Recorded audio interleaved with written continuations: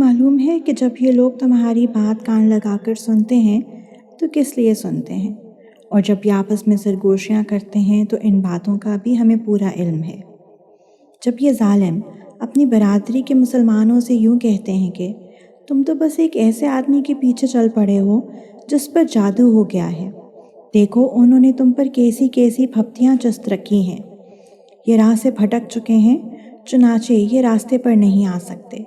اور یہ کہتے ہیں کہ کیا جب ہمارا وجود ہڈیوں میں تبدیل ہو کر چورا چورا ہو جائے گا تو بھلا کیا اس وقت ہمیں نئے سرے سے پیدا کر کے اٹھایا جائے گا؟ کہہ دو کہ تم پتھر یا لوہا بھی بن جاؤ یا کوئی اور ایسی مخلوق بن جاؤ جس کے بارے میں تم دل میں سوچتے ہو کہ اس کا زندہ ہونا اور بھی مشکل ہے، پھر بھی تمہیں زندہ کر دیا جائے گا۔ اب وہ کہیں گے کہ کون ہمیں دوبارہ زندہ کرے گا؟ کہہ دو کہ وہی زندہ کرے گا جس نے تمہیں پہلی بار پیدا کیا تھا۔ پھر وہ تمہارے سامنے سر ہلا ہلا کر کہیں گے کہ ایسا کب ہوگا؟ کہہ دینا کہ کیا بعید ہے کہ وہ وقت قریب ہی آ گیا ہو، جس دن وہ تمہیں بلائے گا تو تم اس کی حمد کرتے ہوئے اس کے حکم کی تعمیل کرو گے، اور یہ سمجھ رہے ہوگے کہ تم بس تھوڑی ہی مدت دنیا میں رہے تھے۔ اور میرے مومن بندوں سے کہہ دو کہ وہی بات کہا کریں جو بہترین ہو۔ در حقیقت شیطان لوگوں کے درمیان فساد ڈالتا ہے۔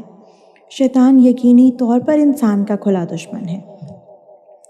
تمہارا پروردگار تمہیں خوب جانتا ہے، اگر وہ چاہے تو تم پر رحم فرما دے اور چاہے تو تمہیں عذاب دے دے، اور اے پیغمبر ہم نے تمہیں ان کی باتوں کا ذمہ دار بنا کر نہیں بھیجا، اور تمہارا پروردگار ان سب کو جانتا ہے جو آسمانوں میں ہیں اور جو زمین میں ہیں،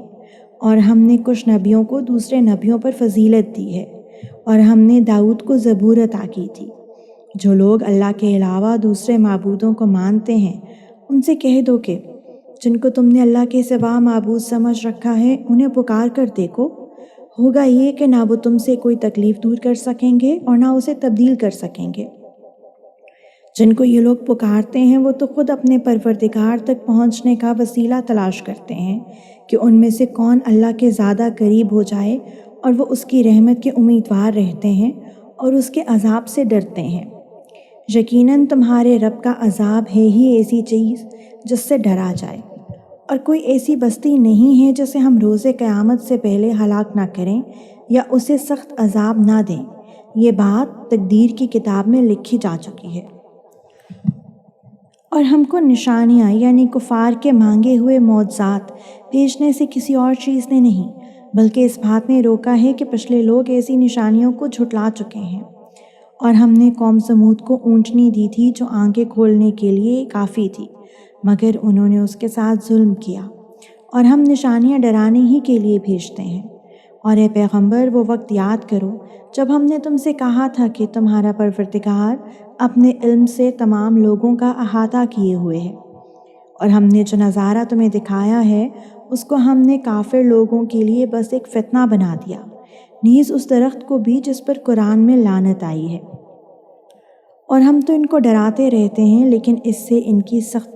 سرکشی ہی میں اضافہ ہو رہا ہے۔ اور وہ وقت یاد کرو جب ہم نے فرشتوں سے کہا تھا کہ آدم کو سجدہ کرو،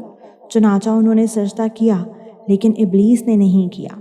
اس نے کہا کہ کیا میں اس کو سجدہ کروں جسے تو نے مٹی سے پیدا کیا ہے؟ کہنے لگا بھلا بتاؤ یہ ہے وہ مخلوق جسے تو نے میرے مقابلے میں عزت بخشی ہے؟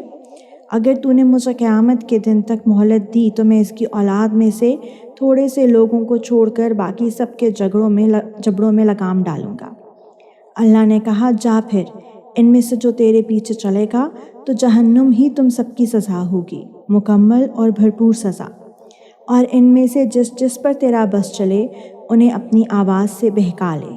اور ان پر اپنے سواروں اور پیادوں کی فوج چڑھا لا، اور ان کے مال اور اولاد میں اپنا حصہ لگا لے، اور ان سے خوب وعدے کر لے، اور حقیقت یہ ہے کہ شیطان ان سے جو وعدہ بھی کرتا ہے وہ دھوکے کے سوا کچھ نہیں ہوتا۔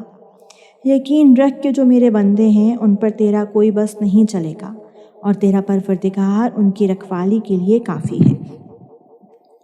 تمہارا پروردگار وہ ہے جو تمہارے لیے سمندر میں کشتیاں لے چلتا ہے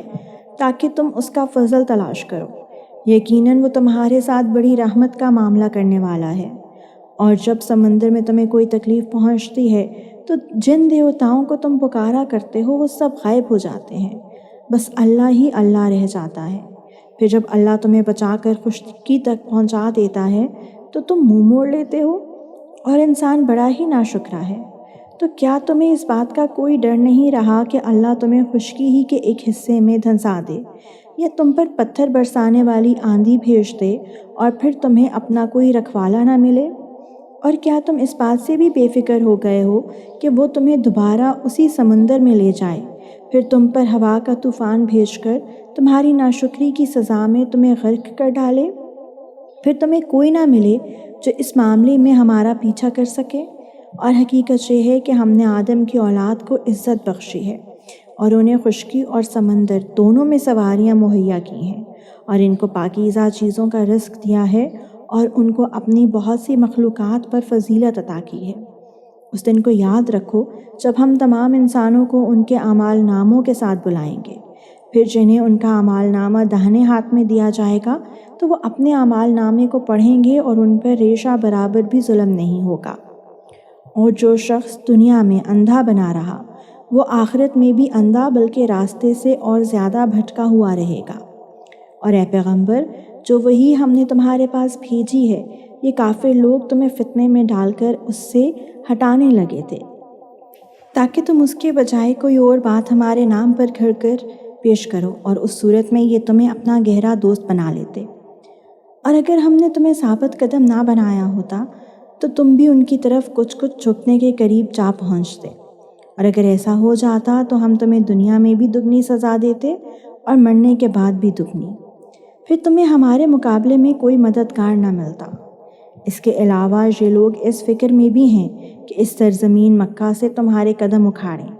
تاکہ تمہیں یہاں سے نکال باہر کریں، اور اگر ایسا ہوا تو یہ بھی تمہارے بعد زیادہ دیر یہاں نہیں ٹھہر سکیں گے۔ یہ ہمارا وہ طریقہ کار ہے جو ہم نے ان پیغمبروں کے ساتھ اختیار کیا تھا جو ہم نے تم سے پہلے بھیجے تھے، اور تم ہمارے طریقے میں کوئی تبدیلی نہیں پاؤ۔